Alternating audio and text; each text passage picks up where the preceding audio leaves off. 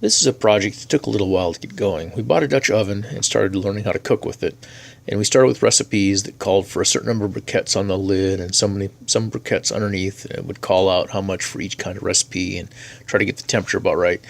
And what I found was that it didn't really feel like it was getting hot enough, and it was too difficult to get the next briquette started if it was a long cook and you needed to put additional briquettes on. And so I switched over to charcoal. I use lump charcoal for grilling. I like it a lot, and I liked it a lot better cooking over the fire with that on the Dutch oven as well. But really, what we're going towards is, could we use just a campfire to get the embers that would be used to cook with? And so we did some experiments camping, and it turned out pretty good. We got a good bed of coals, as you can see on this shot here.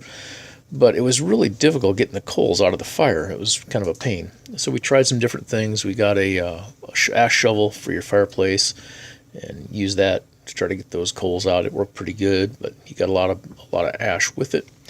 And so then we drilled some holes in it so the ash would come through, and that helped a little bit. But what was really hard was just you had a pile of logs burning, and you needed to get the coals out from underneath of it. And I thought, well, maybe what we ought to do is go ahead and get a grate to get that fire up so we could get the coals to drop through to use for cooking. So I thought, okay, we can do that. So I got some rebar and measured out chunks of rebar that would make a grate that seemed like about the right size. We wanted nice spacious holes for those embers to fall through. And then got it welded up, painted it, and sure enough, it worked really, really well. The only real problem was that the legs would tend to dig into the ground, and so it would settle over time. And so I thought, okay, how are you going to fix that? So the solution seemed to be to get the legs on something solid, basically, so it wouldn't go into the ground. And we went ahead and dug out the corners and put some stones under them and set them on the stones. And that worked well. It kept it up in the air. But as soon as you started moving things around, inevitably that would slide off and it would fall back in the dirt and start sinking again. So not only did you need to get it stabilized and keep it from sinking, but you also had to kind of keep it in place. So one day I was thinking about it, and I was like, what would probably work is if we got just a mild steel pipe, some of that black pipe, and welded a cap on the end of another piece of rebar you drove into the ground as a peg, and that way you could basically put those pegs in the corners and hold it in place. So I thought, okay, that's what we'll do. So I got another little bit of rebar, cut it off, measured it out, cut it off, and then you can see all the pieces laid out on the bench there. I got 4 stakes with 4 end caps, and then I thought, well, we'll also get the plugs for them, so that way if you're not using the grate, you're just having a campfire, it doesn't fill up with a bunch of debris or water wouldn't sit in there, and so basically keep that thing clean. And then I was thinking, okay, well, how am I going to get this thing to square to basically stay straight when I weld that piece of rebar in the end? And as I was looking, I was like, the holes in the bench, I flipped one of them over in the hole. I said, that'd be perfect. We could go ahead and use that as a little guide to hold it in place. I didn't want to get my bench all burned up, so I got a little piece of 2x4 that had as a piece of scrap and drilled a hole in it. And sure enough, that cap fit right in there and held it in place. So I thought, well, I'll just get the vise, put the rebar in the vise over the top of that cap, and then that'll hold it nice and straight, and I can tap it with some spot weld and then weld that cap on at the end of the rebar for the stake.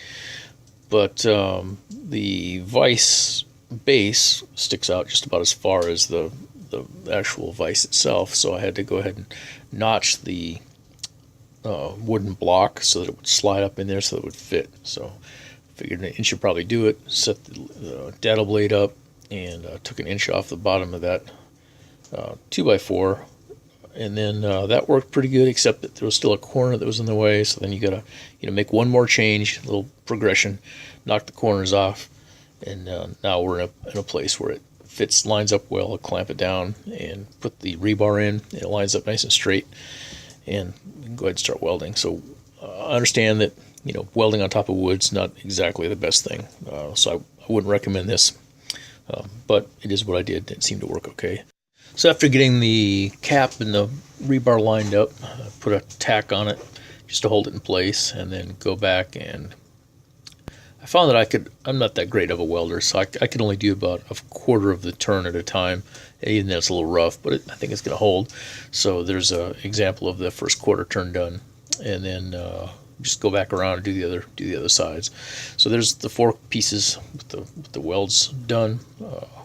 Get them wire brushed, get the rust all off of them, and then I thought, well, shoot, one more thing I probably ought to do is I'd at least put a bit of a point on. It doesn't have to be super sharp, but at least knock the edges off so that it'll drive into the ground more easily. So I'll get the grinder out and grab a pair of gloves and get it fired up and make some sparks. Get that thing rounded off. And I didn't want to tear up my entire wheel, like I said, grinding it all the way down to a perfect point, but at least I got it shaped a little bit so that it'll go in a little bit easier. So there's the pieces all lined up and ready to go. And here's a shot showing kind of what it's going to look like, using the clamps to hold them up, imagining that those are driven into the ground a little bit. One with the cap on, one with the cap off. So cap off to put the grate on, cap on to leave it. It's sort of in between state there if you're just running a campfire. So one last step is to break out the paint booth, get some primer on those things, and get some paint on. And understand that that'll all probably burn off, but at least to start with, it'll keep it from rusting too terribly bad, and it looks a little nicer. So there you have it, nice little addition to that fire grate. Now we'll look for some warm weather and get out there and see how it works. I expect it'll work out pretty well.